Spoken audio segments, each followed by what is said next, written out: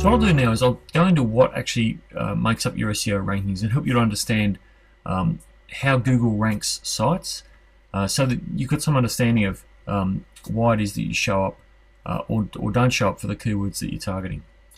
So prior to 2012, so this is kind of like, so prior to 2012, SEO could be thought of in a fairly simple pyramid where if you had a decent structure at the bottom, so a nice solid foundation where your site was technically correct, and you picked some good keywords and you targeted those keywords well, and then you built some links to your site from other sites on the web, that would pretty much get you ranked. And this is still the core of what goes into your ranking, but there's a lot more to it than that. So with the rise of the social web, the sort of the icing on the cake, if you like, is on-site engagement with your users using social media, and then actually using social platforms like Facebook, Google+, Twitter to actually reach out and engage with your users as well. Prior to 2012, though, this was really all we had to think about.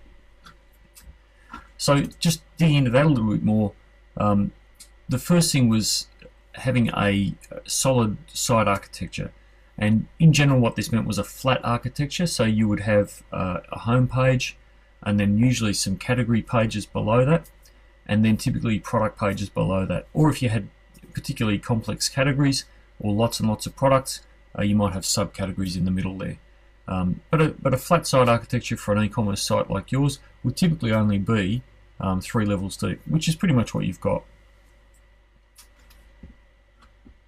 In addition, we need to make sure that your site is behaving technically correctly. It's returning the right codes back to Google when they make a request. So the important ones here are the OK code, which is a 200 code that your server gives back as a response when Google comes and collects a page. Similarly, if you've moved a page, then you would give back a 301 permanent redirect if that's a permanent move. That's the one that you want to use because that one passes the SEO juice, if you like. The value of the page, of the old page, passes the value of the old page to the new page. There's another type of redirect you can use, which is a temporary redirect, and you're currently using one of those on your site, and that's only temporary, so it doesn't pass any SEO value to the other page. The other one which is important is a 404 not found page. It's important that if the page is actually gone, that you're giving back to Google the correct signal to say, no, this page actually doesn't exist anymore, or this page can't be found.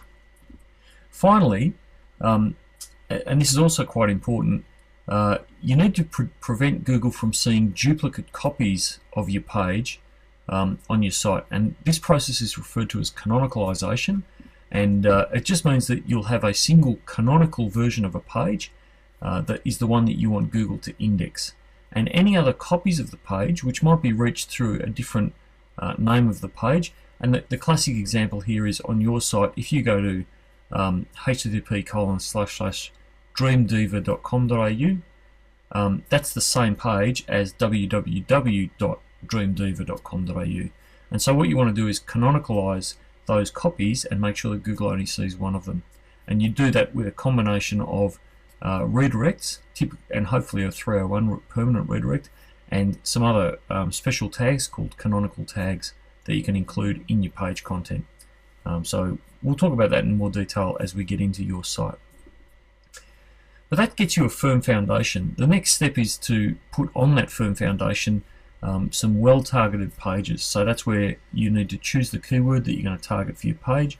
So it might be plus size women's jeans, and then you want to make sure that that keyword appears in appropriate places on the page. For example, in the page name itself, so dreamdiva.com.au/plus size women's jeans, as well as in the page title, in the description of the page, and in the text on the page itself. So that's your keyword targeting.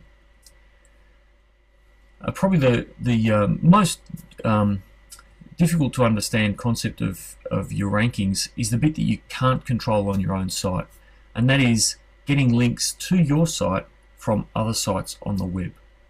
And there's two real concepts that come into this. One is trust, and one is authority. So what Google's really looking for there is for you to get links from other trustworthy sites.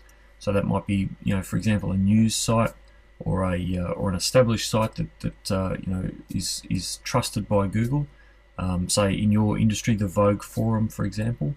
But getting links from trusted sites, as well as links which have authority. So sites that have themselves got a lot of links to them are authoritative sites, and they're able to pass on some of that authority to you. You can sort of think of it as the difference between getting an endorsement from just a random person in your neighborhood versus getting, say, a celebrity endorsement. So a celebrity endorsement typically will carry more weight. And it's the same sort of thing in the web. Basically, Google measures the types of links that you're getting to your site, and they're looking for you to get links from relevant and authoritative sites that are basically saying, hey, your site is a good site for plus size women's clothing. Now, that's traditional SEO, and one of the things that's changed actually quite recently, only in August of this year, is Google released a brand new core search algorithm. Now, Google's always making changes to the algorithm, but this was the first change to the core algorithm that they've made in 15 years. So this is a big change. And what they're moving towards is being able to understand the intent behind the search. So they're referring to it as conversational search or semantic search. And what they're really looking to do is figure out what you intend based on the search query, all the words in the query and what they mean taken together, as well as your search history and where you are. Google knows a lot about you. And so that's different from simply word matching. So an example that I've given there is if you search for Botox injection, Google might now match that to anti-wrinkle treatment as your intent. So you can see there that none of the words you searched for are actually in the intent of the query that Google works out. This is a made-up example. That's not an actual example, but that's the concept that Google Hummingbird works on. So what this really means is that it's important for you to have relationships within your market. So Google's looking at social signals, as well as those all-important links from other relevant sites, because all of those are giving Google the signal that you are an authoritative site on the subject of plus-size women's clothing, and that's what you really want to be, because then any search with an intent that matches to that concept of plus-size women's clothing, you're more likely to rank for that. So the way you get that is by actually being the authoritative site, and things that you can do there are things like provide frequently asked questions, create good content in that space. So typically have a blog that is also on the site. So it's actually not on a different domain, it's on the same domain. And you really want to actually be the voice in your market, speaking to your clients, because that's what Google's looking for. One of the other things that can help you with this is structured data, which is basically a way of helping Google to understand the elements that are on your web page. So in your market, it would be things like a product. So rather than just having a string of text, which you and I know when we look at it, oh, that's a product name, but in Google's mind, it's just a string of text. You can actually mark that string of text up and say, oh, this string of text is a product, and this is the name, and this is the price, and this is how many people have reviewed it. So we'll dig into this in a little more detail in a moment. Now, in addition to those factors, Google has also introduced the concept of authorship. So one of the things that Google wants to be able to do is to tie the content on your site back to an actual author, a real person. And they've actually been issued one of the strongest statements that they've made in terms of telling you how important this is. The chairman of Google actually said that the true cost of remaining anonymous might be irrelevance, which is about as close as they ever come to saying if you don't do this, you won't show up. Now you can see here what that looks like when you've actually got authorship established. Your pages show up with your photo next to the results. And this certainly helps with your brand. So people recognize you and say, oh yes, I know Dave, and so I know Dave's the SEO guy, and they click on that result in the search engine, so you stand out in the search engines. In addition to this, structured data, which I mentioned a few minutes ago, authorship is really just a type of structured data, telling us about the person. Structured data is telling us about the other things on your site. So you might mark up an address to say, oh, this is the actual address of the company, which can then help Google to match it to somebody's location, so that they know if somebody's close by and they're looking for plus size clothing, then you will actually get a boost in your rankings because Google says, oh, you are the closest result, so that can help. The example here is products. So if you mark up your products, they can actually show up in the search results. You can see there with the star rating, how many people have reviewed it, the actual price of the product. So Google actually shows the data a bit differently in the search engine results, and because it stands out, it can attract more clicks. Now, Google is also, they're well aware, of course, that when people know that links are important, that some people will go out and get links from anywhere, quite aggressively. And so Google has put a filter in place, and this particular filter is called Penguin. And Penguin is basically looking at the links to your site and working out whether or not they have been created for SEO purposes basically by you, or are they given to you editorially from other sites legitimately linking to you.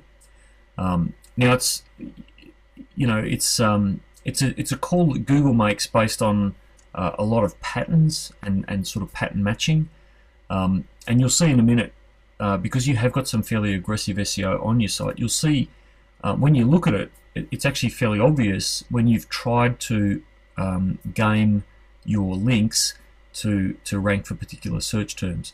And Google's Penguin filter will actually prevent a lot of those links from helping you, and in extreme cases can actually lead to you being penalized for having tried to game the search engine. And a penalty with Google will basically mean that it'll push you down in all of your rankings.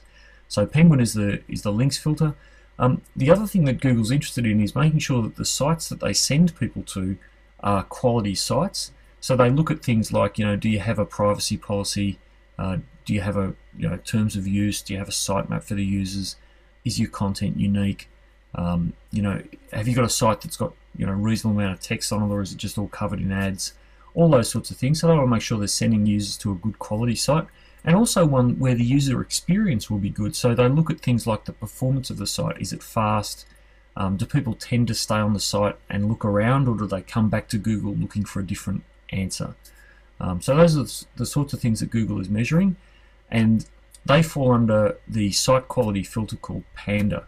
So if you've got a site which is generally not friendly for users, then Panda will tend to damp down your rankings, and so you won't rank as highly as if you had a high quality site. So those are all the factors that go into your rankings. Now there's a lot there. The other one that's important to know about is a penalty. I did mention that there are some things that you can do which can actually end up with you getting a penalty, usually for links, but it can also be for site content. Now, penalty is generally a manual action that's taken by Google's web spam team, and that will basically drop all of your rankings either by an amount or completely out of the index. We certainly don't want to have any penalties on your site. We check for this. You don't have any, so don't panic. But it is something that goes into your rankings, so worth being aware of. So there's a lot there, and the way that we think of them is, we try and simplify that back down again and say, look, really it's about having a healthy site. So all the blue stuff, you want to make sure you've got a nice healthy site, no penalties, decent foundation, and user experience is good. You need to do your on-page targeting still. You need to make sure that you've got pages which actually can rank for the keywords that you're going after. So if you've got a page that you're trying to target for plus size women's jeans, it's important that keyword is going to, or that phrase is going to appear somewhere on the page. And there's a couple of important places where it can really help if the keyword appears there. And then finally, you've got to make sure that your off-page links are healthy, that you're getting links from relevant authoritative sites in your market space, that are helping you to rank for the keywords that you're going after. Just as an aside, when we look at links, internal links between your pages are also important. So it's important to have a site, and this really goes into the site architecture, but it is important to have a site where the links between your pages make sense as well, and you can certainly help your ranking just with your internal linking. So those are all the factors, and what we do is we actually go through and we run an audit on your site. We check all of those factors and we give you a score, and this is your SEO ranking report card right now.